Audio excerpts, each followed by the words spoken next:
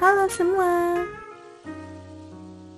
Loh, kameranya kejauhan ya? Tunggu sebentar ya.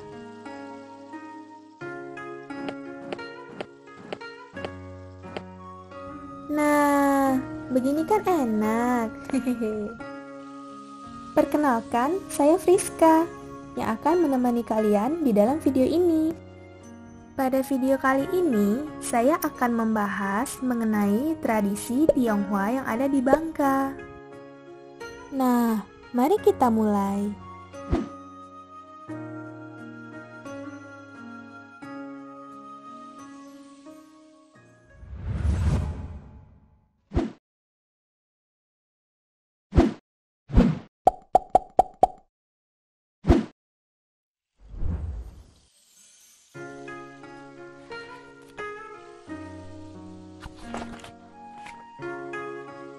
Bangka Belitung merupakan salah satu daerah dengan konsentrasi etnis Tionghoa yang cukup besar di Indonesia.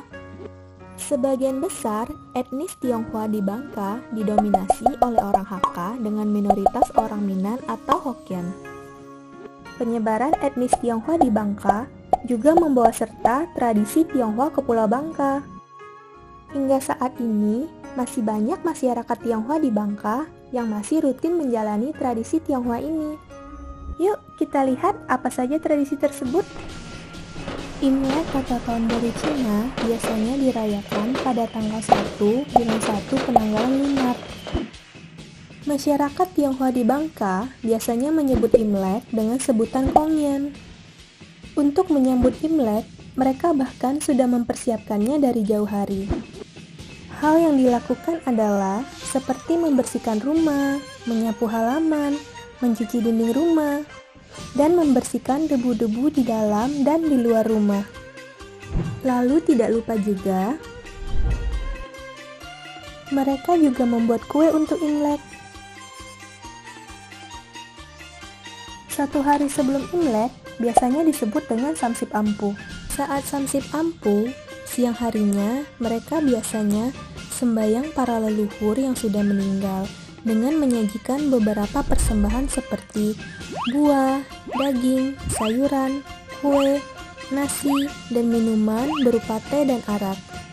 Lalu pada malam harinya, mereka sembahyang di kelenteng atau vihara.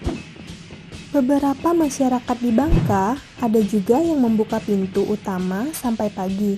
Mereka percaya apabila mereka membuka pintu utama sampai pagi, maka akan banyak berkah dan rejeki yang diterima di rumah itu. Pada hari Imlek, masyarakat Bangka biasanya saling mengucapkan kongsi-kongsi. Di Bangka biasa disebut dengan Kyunghi. Biasanya, orang yang sudah dewasa dan bekerja akan memberikan angpau kepada orang tua, adik-adik kecil, anak yang belum bekerja, dan lansia. Pada saat Imlek, mereka juga makan bersama dengan keluarga mereka. Mereka juga mengunjungi rumah orang tua, saudara, dan teman untuk melakukan silaturahmi.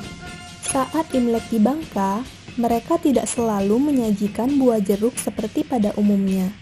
Namun, mereka lebih sering menyajikan buah sesuai dengan musim buah yang ada di Bangka, seperti buah duku dan buah rambutan yang selalu berbuah pada saat Imlek. Selama hari pertama Imlek, ada aturan tidak boleh menyapu dan membuang sampah keluar dari rumah. Maka pada hari itu mereka mengumpulkan semua sampah dan baru dibuang keesokan harinya. Kita akan lanjut ke tradisi berikutnya, yaitu Cap Gome. Cap Gome biasa dirayakan pada tanggal 15 bulan ke-1 penanggalan lunar.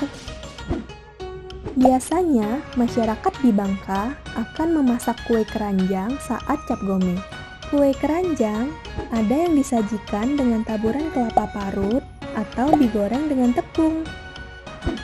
Lalu, pada saat Cap Gome, biasanya ada barongsai yang datang mengunjungi rumah warga satu persatu. Tradisi selanjutnya adalah Cengbeng. Cengbeng biasa disebut dengan Cinmin oleh masyarakat Bangka. Cengbeng adalah kegiatan ziarah dan sembahyang ke makam leluhur. Sembahyang cengbeng biasanya mulai dilakukan pada minggu ketiga di bulan Maret. Setiap tahunnya, banyak masyarakat Tionghoa yang sedang merantau dan kemudian pulang untuk menjalankan tradisi cengbeng ini. Sembari menunggu dupa yang dibakar habis, biasanya masyarakat Bangka memasangkan genteng kertas ke tanah makam. Hal ini dipercaya dapat melindungi leluhur dari hujan dan panas. Setelah dupa habis terbakar, maka selanjutnya mereka akan membakar kimchi atau uang kertas. Dengan membakar uang kertas ini, maka artinya mereka telah mengirimi uang kepada leluhur mereka di alam sana. Tradisi berikutnya adalah Festival Kue Bacang. Festival Kue Bacang biasa disebut orang Bangka dengan Nyet Ciat, yang biasa diadakan pada tanggal 5 bulan 5 penanggalan lunar. Kue bacang biasanya disebut nyukcung oleh masyarakat Bangka. Biasanya, kue bacang di Bangka dibuat dari ketan dan diberi isian daging, kemudian dibungkus dengan daun pandan.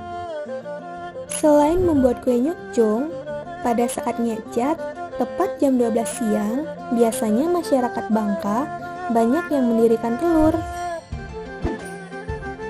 Tradisi selanjutnya adalah Festival Hantu Lapar. Festival Hantu Lapar disebut Cit Nget Pan oleh masyarakat Bangka, yang biasa diadakan pada tanggal 15 bulan 7 penanggalan lunar.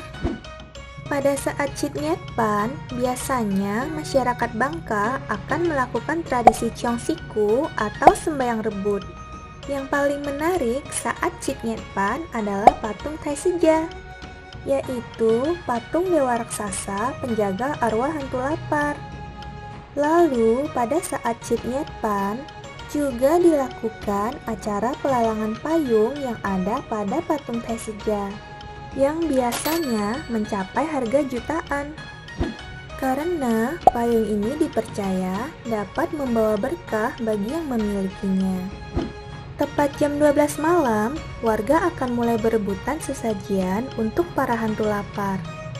Dan kemudian patung Tai Seja akan dibakar, yang berarti arwah para hantu lapar telah kembali ke alamnya bersamaan dengan patung Tai Seja yang dibakar.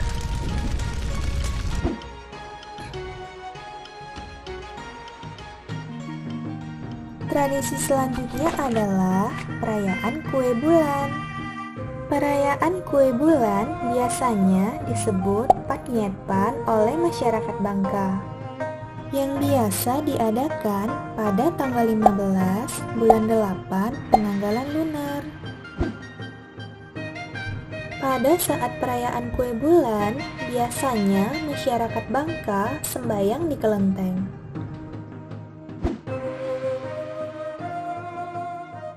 Tradisi yang terakhir adalah Kue Onde.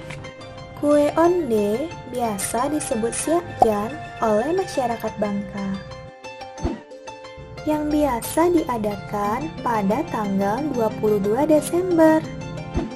Biasanya kue Siakjan terbuat dari tepung ketan, ubi atau kentang yang dimasak dengan jahe dan gula merah.